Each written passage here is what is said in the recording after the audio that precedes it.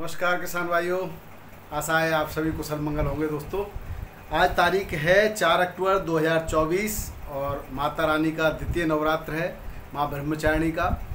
आप सभी पर उन्हीं की कृपा बनी रहे। इसके साथ कुछ बातों पर आज गौर करेंगे। सुबह मैंने एक रिपोर्ट दी थी उत्तर प्रदेश की आलू निकासी की। किसान भाइयों, लगता है आपको वो आदत पड़ गई है कि जो कुछ भी आपके लिए सही हो वो बताते रहो, चाहे वो झूठी क्यों हो। जो आंकड़े मुझे प्राप्त हुए मैंने आपको बताए। मैं स्वीकार करता हूं कि इसमें कुछ आंकड़ों का झोलमाल हो सकता है। उसका कारण है कि जो कोल्ड स्टोरेज से ज़्यादा निकासी हो गई है वो कोल्ड मालिक सही से आंकड़े नहीं दे रहे। व्यापारियों से बात करो तो व्यापारी भी आंकड़े 2-4% कम ही बताते हैं। तो जो हमें प्राप्त हुए वो हमने बताए। लगातार आपसे अपील करते रहे कि आप अपने क्षेत्र के आंकड़े दीजिए, लेकिन 2-4 लोगों के अलावा ज़्यादातर आंकड़े नहीं दिए। हालांकि मैनपुरी का जो आंकड़ा है वो 60-65% जिला उद्यान अधिकारी ने बताया था, जबकि वास्तविक तौर पर वहाँ के व्यापारियों ने बताया तो उन्होंने कहा ये आंकड़ा गलत है, इतनी निकासी नहीं हुई है। ऐसे ही कंट्रोवर्सी कई जगह की हैं। जैसे संबल की बात करें, संबल का आंकड़ा 70-75% भी आया हमारे पास और 59-58% भी संबल का आंकड़ा आया। तो इस तरह से कुछ विरोधाभासी चीज़ें हैं इसमें, उसको मैं स्वीकार करता हूँ। आगरा की बात करें, खदौली क्षेत्र से 65-60-65% के भी आंकड़े हैं और 55% के भी आंकड़े हैं। तो एवरेज अगर आप इस तरह से लगाएंगे तो वो हम जो आंकड़े देते हैं, मान लो 10 कोल्ड स्टोरेज हैं तो उनका एवरेज लगाकर आपके सामने आंकड़े पेश किए जाते हैं। कभी कभी क्या होता है कि ऐसे कोल्ड स्टोरेज जिनकी निकासी सर्वाधिक है वो इसमें से छूट जाते हैं, तो फिर वो एवरेज कम आ जाता है। तो हो सकता है ऐसा रहा हो, मैं इस बात को स्वीकार करता हूँ। इसमें देखिए, मैंने पहले ही कहा है मैं इसकी प्रमाणिकता की गारंटी नहीं लेता, लेकिन एक बात मैं आपको बता दूँ, राया में मैंने स्वयं जा करके कई जगह पता की। जिस तरह से अन्य लोगों ने रिपोर्ट 55, 57, 58% की राया की दी है, तो मैं बता रहा हूँ आपको 51% की जो रिपोर्ट हमने दी है, 51 से 55% के बीच में अलग अलग कोल्ड स्टोरेज के आंकड़े हैं निकासी के, उससे ज़्यादा बिल्कुल भी नहीं है। उसका कारण अभी बीज बिल्कुल नहीं निकला, मैं बीज को स्वीकार करता हूँ। बीज राया में बहुत सारा बीज अभी राया के कोल्ड स्टोरेज में रहता है, तो राया में 22% बीज की जो है रहती है, 20 से 22%। तो आप अब इन आंकड़ों में अब ऐसे ही मैनपुरी में जहाँ बीज निकल गया होगा जिस कोल्ड से, उसके आंकड़े निकासी के ज़्यादा हैं, वो 65-70% भी होंगे। और जहाँ बीज नहीं निकला है वो 55 पे अटका हुआ होगा। तो ये जो आंकड़े हैं वो अभी इस तरह से विरोधाभास, किसी कोल्ड का से मान लो बीज ज़्यादा निकल गया तो उसने अपने आंकड़े दिए, तो वो मान लो हमें आंकड़े नहीं दे पाया या हमारा उनसे संपर्क नहीं हो पाया, तो वो जिसकी ज़्यादा निकासी थी वो छूट गया और कम निकासी वाला हमारे उसमें आ गया आंकड़ों में, तो वो कम आ गया। तो ये इसमें कोई ऐसी बात नहीं है कि कहीं के ऐसा है। जैसे शुक्लाबाद की बात करें, वहाँ पर भी बहुत विरोधाभास है। तो जो किसान भाई आप अपने स्तर से भी इसकी वो कर सकते हैं। पुनः 1-2 दिन में स्थिति क्लियर हो जाएगी, पुनः आपको पूरी रिपोर्ट दे दी जाएगी। उत्तर प्रदेश, पश्चिम बंगाल, गुजरात, बिहार, मध्य प्रदेश और अन्य राज्यों के साथ में फिर से एक बार हम प्रयास करेंगे कि और भी सटीकता और भी नज़दीकता के करीब पहुँचे आंकड़ों के, और फिर से हम बात करेंगे। देखते हैं कहाँ आंकड़ों में भिन्नता है, उस पर हम काम करेंगे किसान भाइयों। तो घबराने की या चिंता करने की कोई बात नहीं है, हम आपके लिए सर्वोत्तम देने का प्रयास सदैव करते रहेंगे। अब हम बात करते हैं किसान भाई, एक बात और मैं बताऊँ, मैंने पिछले दिनों डीएपी की कालाबाजारी पर एक रिपोर्टिंग की थी जिसका वीडियो भी डाला हुआ है। तो जब जिला कृषि अधिकारी अश्विनी कुमार जी से हमारी बात हुई थी तो उन्होंने उस समय बताया था कि 80,000 पैकेट उनके स्टॉक में अभी जमा हैं। जब माननीय जिलाधिकारी महोदय से बात की गई तो हमने कहा कि भाई डीएपी की जब क्षेत्र में कमी है, किसान मारामारी कर रहे हैं, ब्लैक मार्केटिंग का सहारा ले रहे हैं, वहाँ से खरीदना पड़ रहा है, तो डिमांड रखनी चाहिए। असर भी हुआ इस चीज़ का, और डीएम साहब ने ऊपर जब डिमांड भेजी तो वहाँ स्टॉक चेक किया गया तो 80,000 पैकेट का स्टॉक पाया गया। तो इसको लेकर के जब जिला कृषि अधिकारियों की और जो भी स्टॉकिस्ट थे इसके जो यहाँ पर जो गोदाम है उनसे इनको फटकार लगाई गई है, और आनन फानन में इन्होंने 2-2 गाड़ियाँ मथुरा में समितियों पर भेज दी गई हैं। अब कुछ 12-32-16 की गाड़ियाँ हैं, कुछ डीएपी की भी हैं। तो आप जो इसके बाद यानी ये स्टॉक खत्म होने के बाद मथुरा के अंदर डीएपी की जो सप्लाई दी जाएगी, अन्यथा अगर ये स्टॉक खत्म नहीं होता है तो सप्लाई देने में संशय है। हालांकि बहुत सारे जो बड़े बड़े किसान भाई उन्होंने अपनी पूर्ति कर ली है। पहले पिछली रैकों से इफ़को का भी डीएपी आ चुका है, क्रैबको का भी डीएपी आ चुका है, और लेकिन फिर भी आज भी कुछ आज ऐसे लोग सक्रिय हैं जो राजस्थान से या अन्य जगह से ब्लैक मार्केटिंग में डीएपी को बेच रहे हैं और किसान उनका शिकार भी हो रहे हैं। बहुत ओवर रेटिंग में ये डीएपी बेचा रहा है। 1600 1650 रुपये पैकेट तक भी किसान भाई खरीदने को मजबूर है। मैं फिर से कृषि अधिकारियों से निवेदन करना चाहता हूं, क्योंकि वो जुड़े हुए हैं और चैनल को भी देखते हैं, इस ओर ध्यान दें कि कौन ऐसे लोग हैं इतनी सख्ती के बावजूद भी, और किसान तो मजबूर है, जब उसको नहीं मिलेगा तो वो किसी भी हद तक जा करके डीएपी खरीदने का प्रयास करेगा। तो ड्यूटी आपकी बनती है कि सुचारू रूप से उसको खाद उपलब्ध कराएं, क्योंकि जो सरकार की मंशा है उसके विपरीत आप कार्य कर रहे हैं। अगर ऐसा रहा तो माननीय मुख्यमंत्री जी से भी इसकी शिकायत की जाएगी। किसान भाइयों, अब हम बात करते हैं, आज एक रिपोर्ट आई है अमर उजाला के संस्करण में, खाद्य उत्पादों की खुदरा कीमतों पर किसान की हिस्सेदारी पर जो रिजर्व बैंक ऑफ इंडिया है उसने एक अध्ययन किया। और हालांकि हम इस बातों को हमें बीच बीच में उठाते रहे इन मुद्दों को, और ये मुद्दे उठाते रहेंगे। तो हमने जो मुद्दा उठाया था उस पर वो रिपोर्ट आई है। उसमें रिपोर्ट में कहा गया है कि 1 किलो आलू के लिए खुदरा कीमत मान के चलिए 100 रुपये है उसकी कीमत, तो उसमें से 36.7% ही किसान को मिलता है। बाकी का इसमें खर्चा भी किसान को देना पड़ता है, और बाकी का 16.2% ट्रेडर्स ले जाते हैं, 16% थोक विक्रेता ले जाते हैं, और 31% खुदरा विक्रेता ले लेता है। तो यहाँ पर कहीं न कहीं कार्य करने की आवश्यकता है, और इस पर ज़रूर जो है समितियों को और निगरानी तंत्रों को कार्य करना चाहिए कि एक किसान अपना खून पसीना बहा करके एक फसल को 4 महीने में तैयार करके मार्केट में लाता है, पूरा खर्चा वहन करता है, रिस्क लेता है, सर्दी गर्मी बरसात सबको झेलता है, और उसको मात्र 30% और बाकी के आप 70% में सभी लोग। तो ये सब चीज़ें थोड़ा सा इस पर गवर्नमेंट को विचार करना चाहिए, गवर्नमेंट के अधिकारी को विचार करना चाहिए। तो थोड़ा सा इसमें सुधार की आवश्यकता है, और इस पर बहुत ज़्यादा कार्य करने की आवश्यकता है। यही report reserve bank of India ने भी दी है। अगर हम प्याज की बात करें तो प्याज पर 36.2% किसान का, 17.6% ट्रेडर्स का, और थोक विक्रेता 15% में, और फुटकर यहाँ पर भी 31.3% के साझेदार होते हैं। यानी बल्ले बल्ले तो हो रही है फुटकर की, किसान भी मर रहा है और बाकी का तो सब लोग। अब हम 31.3% की बात करें तो 69% तो 68.7% तो बाकी के लोग ले जाते हैं, किसान को क्या मिल रहा है 31.3%।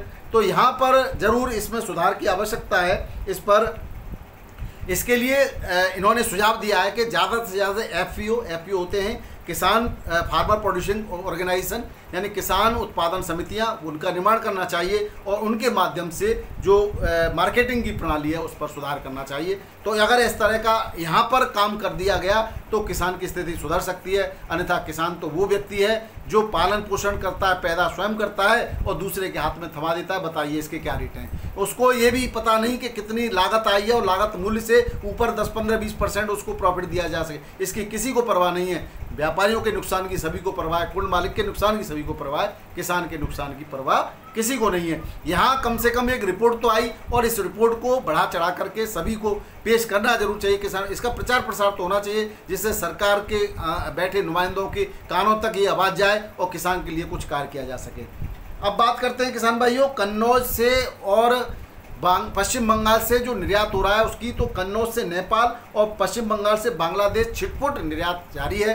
हालांकि डिमांड के आधार पर थोड़ा थोड़ा आलू जा रहा है। अब कोई बहुत ज़्यादा बड़ी मात्रा में आलू नहीं जा रहा है। पश्चिम बंगाल में व्यापारियों की मजबूरी है, वो सरकार को एक वायदा कर चुके हैं कि बहुत ज़्यादा रेट वहाँ पर नहीं बढ़ सकते, तो इसलिए वो उसी तरीके से काम कर रहे हैं। क्योंकि अगर एकदम से रेटों में उछाल आ जाता है तो वो सरकार फिर से वहाँ पर बंदी लागू कर सकती है, तब और ज़्यादा नुकसान का सामना वहाँ के व्यापारियों को और किसानों को उठाना पड़ सकता है। अब किसान भाइयों बात करते हैं गुजरात की।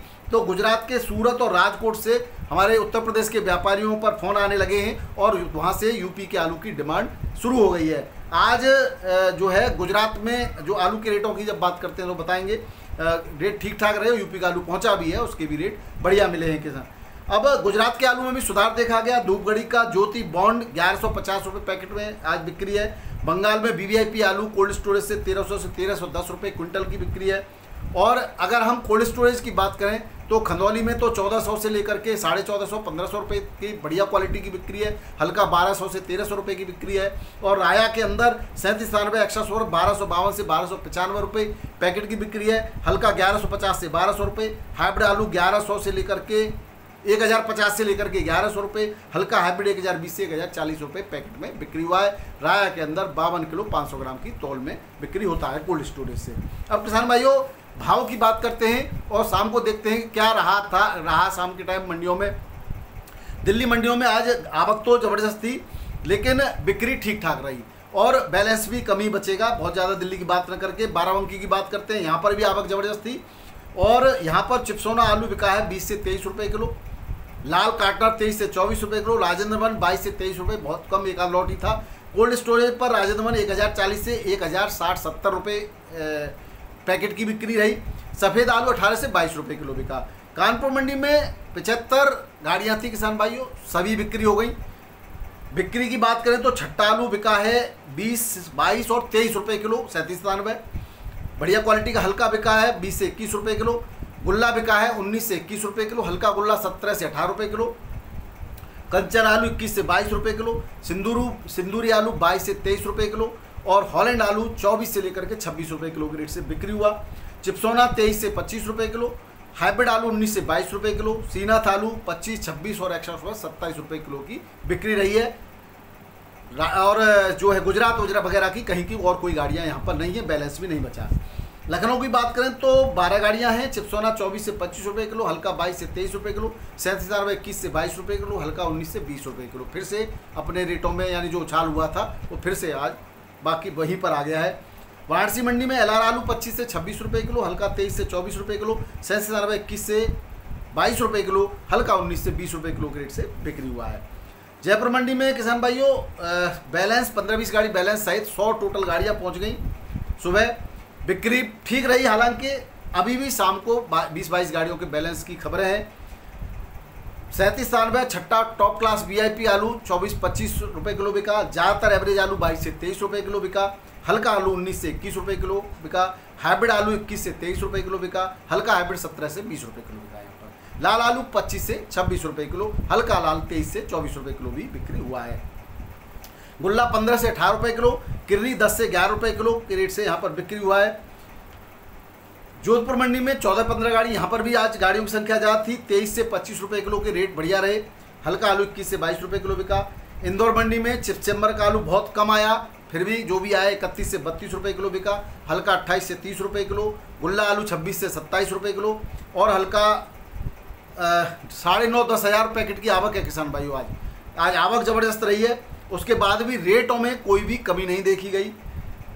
राशन का आलू ज्योति 26 से 27 रुपये किलो, हल्का 22 से 25 रुपये किलो, गुल्ला 20 से 22 रुपये किलो, मोटी किर्री 17 से 20 रुपये किलो के रेट से बिक्री हुआ है।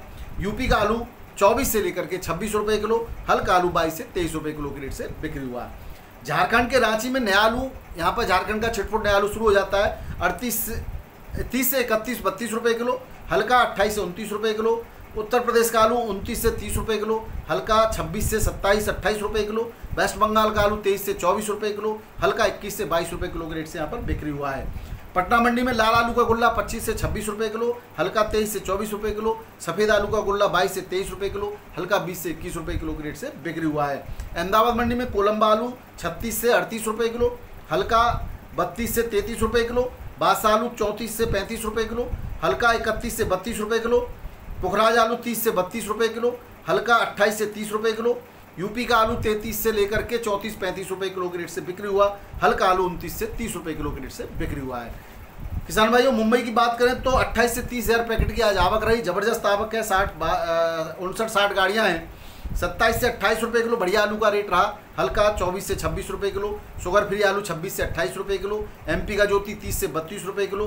गीला आलू 24 से 26 रुपये किलो के रेट से यहाँ पर बिक्री हुआ। पुणे मंडी में 25-26 गाड़ियों की आवक रही, 28 से 30 रुपये किलो। आलू की कोई गिरावट नहीं, कल वाली रेट है। हल्का आलू 24 से 26 रुपये किलो, हाइब्रिड आलू 22 से 24 रुपये किलो के रेट से बिक्री हुआ। औरंगाबाद में भी लगभग इसी रेट से आलू बिक्री हुआ है। बेंगलोर मंडी में 40 गाड़ियां हैं, लगभग 22-23 हज़ार पैकेट की आवक है और 30 से 32 रुपये किलो बढ़िया आलू, 37 आगरा का हल्का आलू 26 से 29 रुपये किलो, हसन का आलू 32 से 34 रुपये किलो के रेट से बिक्री हुआ है। चेन्नई मंडी में कुछ पैकेट हैं, गाड़ियां भी नहीं है, कुछ पैकेट की संख्या हसन की, हसन लगभग समाप्त है, ख़त्म है। चेन्नई मंडी में 16 गाड़ियां रही और 32 से 33 रुपये किलो, हल्का 30 से 31 रुपये किलो। मदुरई मंडी में 34 से 35 रुपये किलो, हल्का 28 से 31 रुपये किलो। तिरछी मंडी में 32 से 33 रुपये किलो, हल्का 27 से 30 रुपये किलो के रेट से बिक्री हुआ।